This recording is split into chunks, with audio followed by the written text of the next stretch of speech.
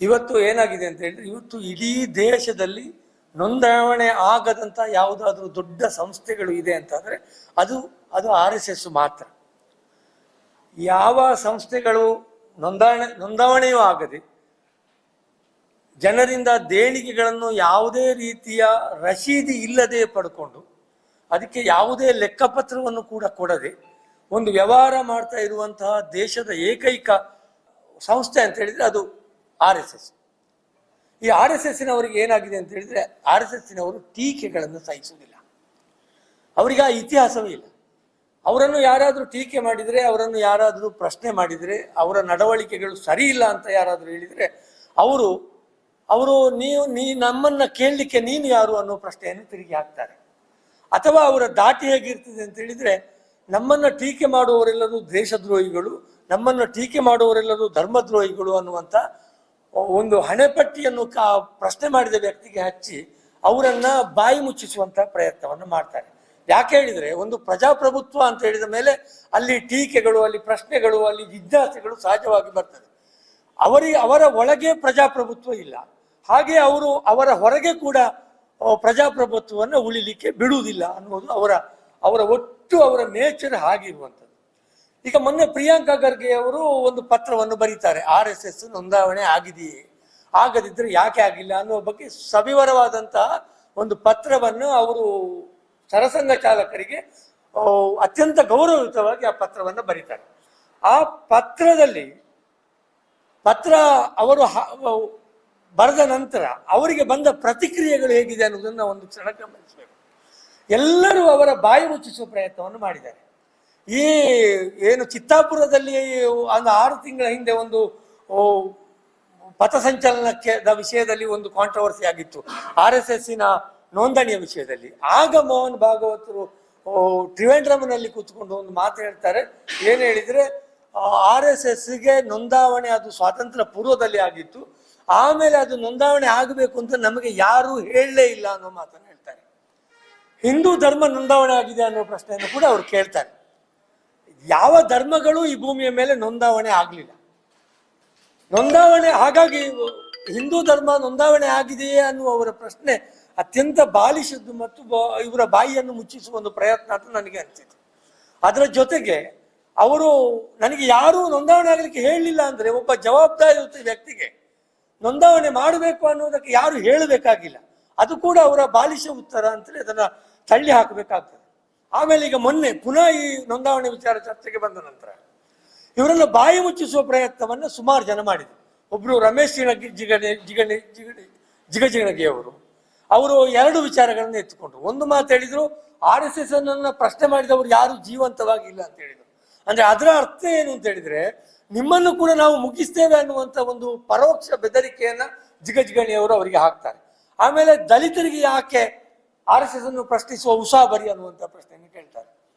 ದಲಿತರಿಗೆ ಯಾಕೆ ಯಾರನ್ನು ಪ್ರಶ್ನಿಸುವ ಹಕ್ಕು ಇಲ್ಲ ಅನ್ನುವುದು ಅವರ ಭಾವನೆ, ದಲಿತರು ಈ ದೇಶದ ಪ್ರಜೆಗಳು ಅಲ್ಲ ಅನ್ನುವುದು ಅವರ ಭಾವನೆ, ಅಥವಾ ದಲಿತರು ಇನ್ನೂ ಕೂಡ ಅವರು ದಾಸ್ಯದಲ್ಲೇ ಬದುಕಬೇಕು ಅನ್ನುವುದು ಅವರ ಭಾವನೆ ನನಗೆ ಅರ್ಥ ಆಗುವುದಿಲ್ಲ.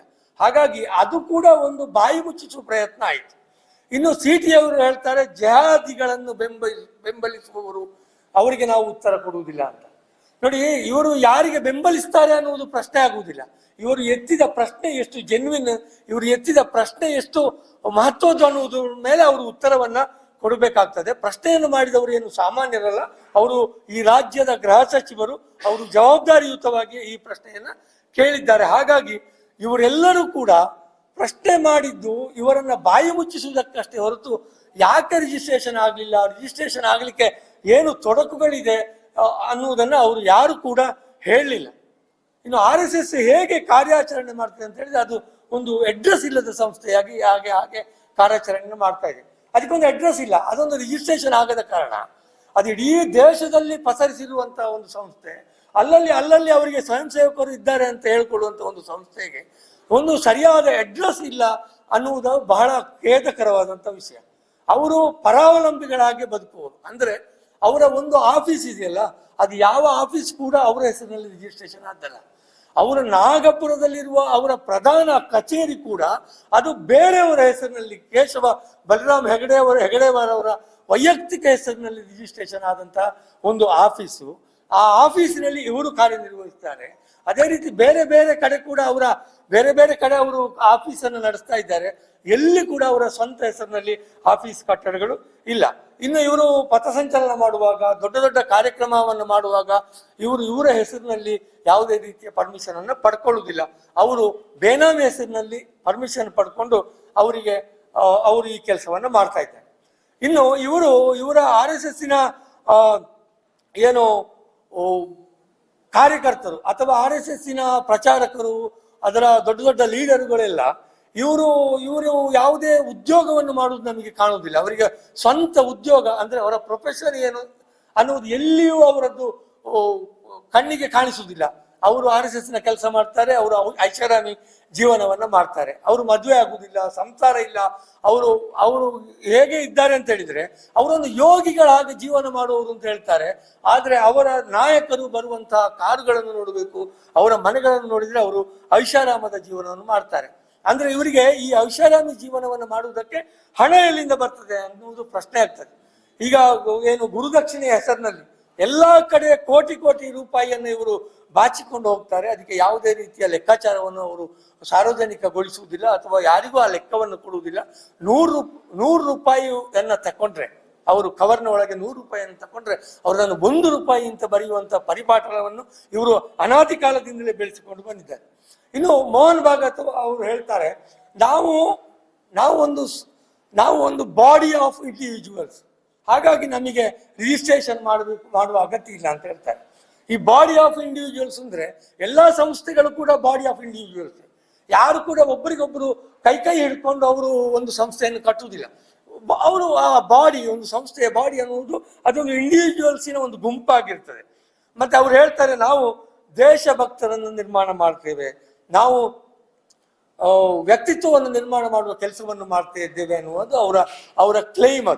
ಅದು ಹೇಗೆ ಅವರು ನಿರ್ಮಾಣ ಮಾಡಿದ ಯಾವ ವ್ಯಕ್ತಿತ್ವಗಳು ಕೂಡ ಇಂದಿನವರೆಗೆ ದೇಶ ಪ್ರೇಮವನ್ನಾಗಲಿ ಅಥವಾ ಒಂದು ಸರಿಯಾದ ವ್ಯಕ್ತಿತ್ವವನ್ನಾಗಲಿ ತೋರಿಸಿದ್ದಿಲ್ಲ.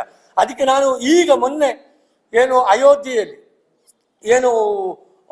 ಅಯೋಧ್ಯೆಗೆ ಬಂದಂತಹ, ಅಯೋಧ್ಯೆಯ ರಾಮ ಮಂದಿರಕ್ಕೆ ಬಂದಂತಹ ಕಾಣಿಕೆಗಳ ಲೂಟಿ ಏನಾಗಿದೆ ಅದನ್ನು ನೋಡುವಾಗ RSS ನಿರ್ಮಾಣ ಮಾಡಿ ಸಮಾಜಕ್ಕೆ ಕೊಟ್ಟಂತ ಯಾವ ಸಂಸ್ಥೆಗಳು, ಯಾವ ವ್ಯಕ್ತಿಗಳು ಕೂಡ ವ್ಯಕ್ತಿತ್ವವನ್ನು ನಿರ್ಮಾಣ ಮಾಡಿಕೊಳ್ಳಿಲ್ಲ. ಅವರು ಯಾವತ್ತೂ ಪ್ರಾಮಾಣಿಕರಾಗಿ ಇರಲಿಲ್ಲ ಅನ್ನುವುದು ಸ್ಪಷ್ಟವಾಗಿ ನಮಗೆ ಕಾಣಿಸ್ತದೆ. ಈಗ ಅಯೋಧ್ಯೆಯ ಶ್ರೀರಾಮ ಜನ್ಮಭೂಮಿ ಟ್ರಸ್ಟ್ ಇದೆಯಲ್ಲ, ಆ ಟ್ರಸ್ಟಿನ ಮುಖ್ಯಸ್ಥರು ಗೋಪಾಲ್ ದಾಸ್ ಅನ್ನುವರು. ಈ ಗೋಪಾಲ್ ದಾಸ್ ಅನ್ನುವರು RSSನ ಪ್ರಮುಖ ನಾಯಕರವರು. RSSನ ಪ್ರಮುಖ ನಾಯಕರಾಗಿದ್ದ ಗೋಪಾಲ್ ದಾಸ್ ಅವರಿಗೆ ಒಂದು ರಾಮ ಮಂದಿರವನ್ನು ಕೂಡ ನೆಟ್ಟಗೆ ನಡೆಸಲಿಕ್ಕೆ ಕೊಡುವುದಿಲ್ಲ ಅಂತ ಆದ್ರೆ ನಾವು ಅವರನ್ನು ಹೇಗೆ ನಿರ್ಮಾಣ ಮಾಡಿದ್ದಾರೆ ಇವರು ಅನ್ನುವುದನ್ನು ನಾವು ತಿಳಿಬೇಕಾಗ್ತದೆ. ಇನ್ನು ಅಲ್ಲಿ ಇರುವವರು ಚಂಪತ್ ರಾಯ್ ಅವರು, ಅದರ ಪ್ರಧಾನ ಕಾರ್ಯದರ್ಶಿಗಳು. ಅಲ್ಲಿನ ಎಲ್ಲ ವ್ಯವಹಾರವನ್ನು ನೋಡಿಕೊಳ್ಳುವವರು ಚಂಪತ್ ರಾಯ್ ಅವರು. ಚಂಪತ್ ರಾಯ್ ಅವರು ಯಾರು ಅಂದ್ರೆ ಅವರು ವಿಶ್ವ ಹಿಂದೂ ಪರಿಷತ್ತಿನ ದೊಡ್ಡ ಲೀಡರ್ ಅವರು ರಾಮ ಜನ್ಮಭೂಮಿ ಅಭಿಯಾನ ಆಯಿತು, ಅಯೋಧ್ಯೆಯಲ್ಲಿ ರಾಮ ಮಂದಿರ ಕಟ್ಟಬೇಕು ಅಂತ, ಎಲ್ಲದರದ್ದು ಕೂಡ ಅವರು ಮುಂಚೂಣಿಯಲ್ಲಿ ನಿಂತುಕೊಂಡು ಅವರು ಮುನ್ನಡೆಸಿದಂತಹ ಅವರ ಲೀಡರ್ ಅವರು. ಅಂತಹ ಚಂಪತ್ ರಾಯ್ ಅವರ ಲೀಡರ್ಶಿಪ್ಪಿನಲ್ಲಿ ಅಯೋಧ್ಯೆಯಲ್ಲಿ ಕೋಟಿಗಟ್ಟಲೆ ಹಣವನ್ನ ಲೂಟಿ ಮಾಡಿದ್ದಾರೆ. ನೋಡಿ, ಚಂಪತ್ ರಾಯ್ ಅವರಿಗೆ ಒಬ್ಬರು ರೈಟ್ ಹ್ಯಾಂಡ್ ಇದ್ದಾನೆ, ಅವರ ಡ್ರೈವರ್, ಅವನ ಹೆಸರು ಟಿನ್ನು ಯಾದವ್ ಅಂತ.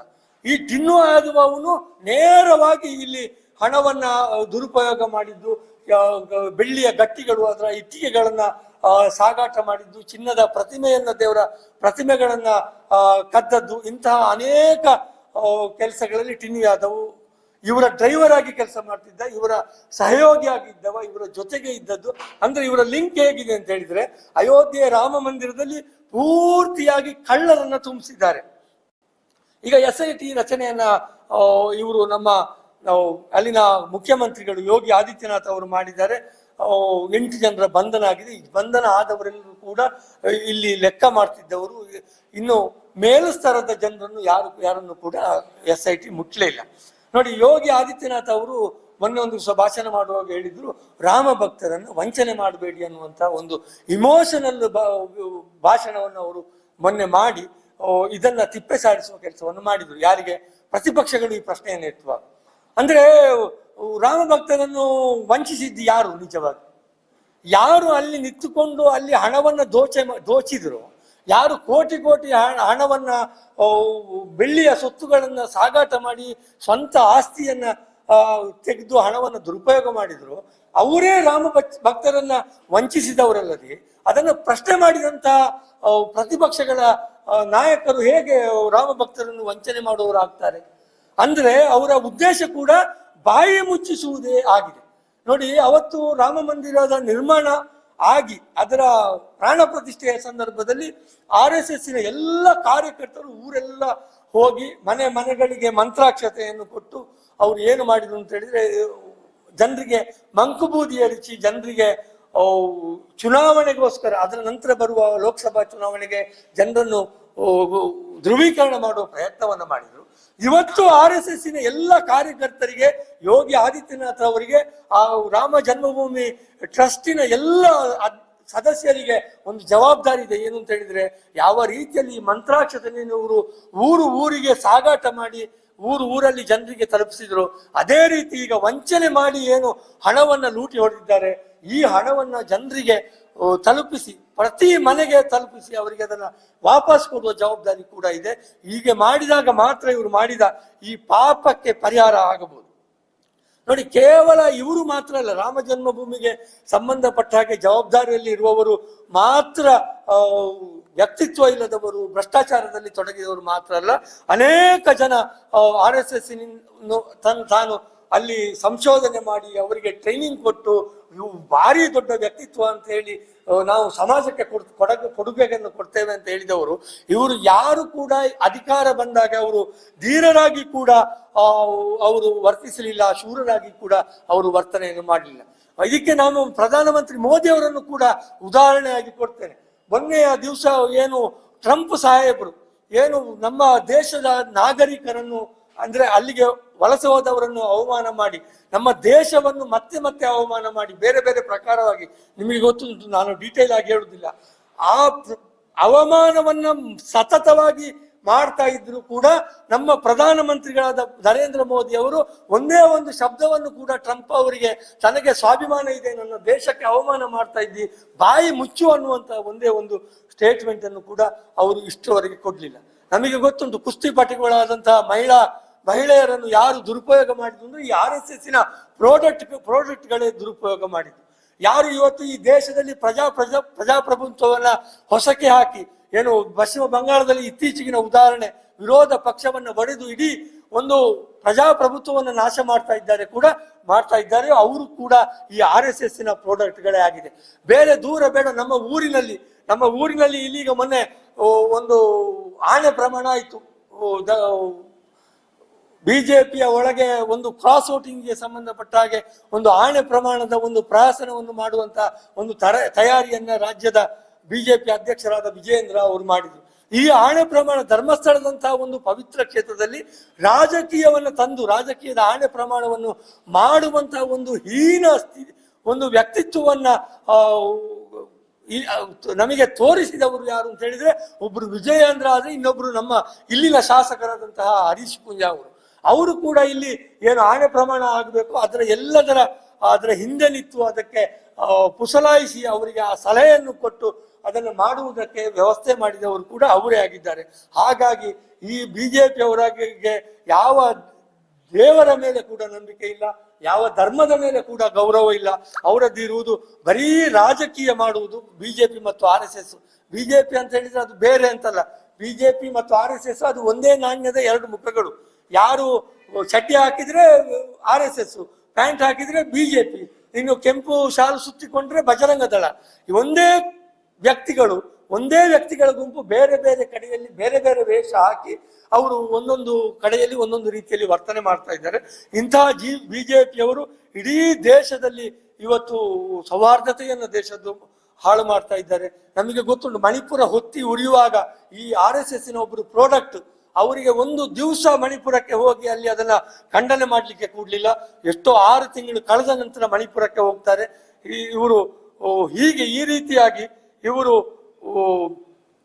ಯಾವುದೇ ರೀತಿಯ ದೇಶ ಪ್ರೇಮದ ಅಥವಾ ಒಂದು ಗಟ್ಟಿ ವ್ಯಕ್ತಿತ್ವವನ್ನು ಇಲ್ಲಿಯವರೆಗೆ RSS ನಿರ್ಮಾಣ ಮಾಡಿದ ವ್ಯಕ್ತಿಗಳು ತೋರಿಸಿದ್ದಿಲ್ಲ. ಈ ಎಲ್ಲ ಹಿನ್ನೆಲೆಯಲ್ಲಿ RSS ಅದು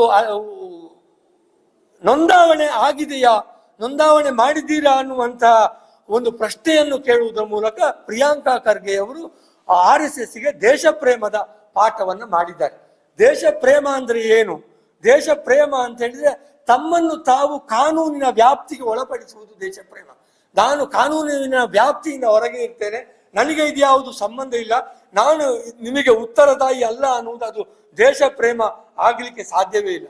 ಏನು ತಾವು ಹಣವನ್ನ ಕಲೆಕ್ಟ್ ಮಾಡಿದ್ದೇವೆ ಅದಕ್ಕೆ ಒಂದು ಸರಿಯಾದ ಲೆಕ್ಕವನ್ನ ಇಡುವುದು, ಅದಕ್ಕೆ ಅದರ ಲೆಕ್ಕವನ್ನ ಆಡಿಟ್ ಮಾಡುವುದು, ಅದನ್ನ ಯಾರು ತಮಗೆ ದೇಣಿಗೆ ಕೊಟ್ಟಿದ್ದಾರೋ ಅವರಿಗೆ ಮನ ದಟ್ಟ ಆಗುವ ಹಾಗೆ ಅವರಿಗೆ ಮನವರಿಕೆ ಮಾಡಿಕೊಡುವ ಜವಾಬ್ದಾರಿ ಕೂಡ ಅದು ಒಂದು ಸಂಸ್ಥೆಗೆ ಇರ್ತದೆ. ಅದುವೇ ನಿಜವಾದ ದೇಶ ಪ್ರೇಮ. ಆರ್ಥಿಕ ಪರಿಶುದ್ಧತೆ, ಆರ್ಥಿಕ ಅವ್ಯವಹಾರ ಮಾಡದೇ ಇರುವುದು, ಇದೆಲ್ಲವೂ ಕೂಡ ದೇಶ ಪ್ರೇಮದಲ್ಲಿ ಬರ್ತದೆ. ಅದೇ ರೀತಿ ದೇಶದ ಜನರನ್ನು ಕೂಡ ಪ್ರೀತಿಯಿಂದ ನೋಡುವುದು, ಅದು ಜಾತಿ ಧರ್ಮ ಮತಗಳ ಭೇದ ಇಲ್ಲದೆ, ಭಾಷೆಯ ಭೇದ ಇಲ್ಲದೆ ಈ ದೇಶದ ಎಲ್ಲರನ್ನು ಪ್ರೀತಿಸುವುದೇ ನಿಜವಾದ ದೇಶ ಪ್ರೇಮ. ಆದ್ರೆ RSSನವರು ಇದು ಯಾವುದನ್ನು ಕೂಡ ಮಾಡದೆ ತಮಗೆ ಬೇಕಾದ ಹಾಗೆ ವರ್ತನೆಯನ್ನು ಮಾಡ್ತಾ ಇದ್ದಾರೆ. ಅವರನ್ನ ಪ್ರಶ್ನೆ ಮಾಡಿದ್ರೆ ನಿಮ್ಮನ್ನು ದೇಶದ್ರೋಹಿಗಳು ಅನ್ನುವಂತ ಬ್ರ್ಯಾಂಡ್ ಮಾಡಿ ಅವರನ್ನ ಮುಗಿಸ್ಲಿಕ್ಕೆ ಪ್ರಯತ್ನವನ್ನು ಮಾಡ್ತಾರೆ. ಇದು ಎಲ್ಲವೂ ಅತ್ಯಂತ ಖಂಡನೀಯವಾದಂತಹ ವಿಷಯ. RSSನವರು ಇನ್ನಾದರೂ ದೇಶ ಪ್ರೇಮವನ್ನು ರೂಢಿಸಿಕೊಳ್ಳಬೇಕು. ಪ್ರಿಯಾಂಕಾ ಖರ್ಗೆ ಅವರು ಎತ್ತಿದ ಪ್ರಶ್ನೆಗಳಿಗೆ ಅವರು ನ್ಯಾಯಬದ್ಧವಾದ ಗೌರವದ ಘನತೆಯ ಉತ್ತರವನ್ನು ನೀಡಿ ಅವರು ಆದಷ್ಟು ಬೇಗ ತಮ್ಮ ಸಂಸ್ಥೆಯನ್ನು ನೋಂದಣಿ ಮಾಡಿಕೊಳ್ಬೇಕು ಅಂತ ನಿಮ್ಮೆಲ್ಲರ ಮೂಲಕ ನಾನು ಒತ್ತಾಯವನ್ನು ಮಾಡ್ತಾ ಇದ್ದೇನೆ. Thank you.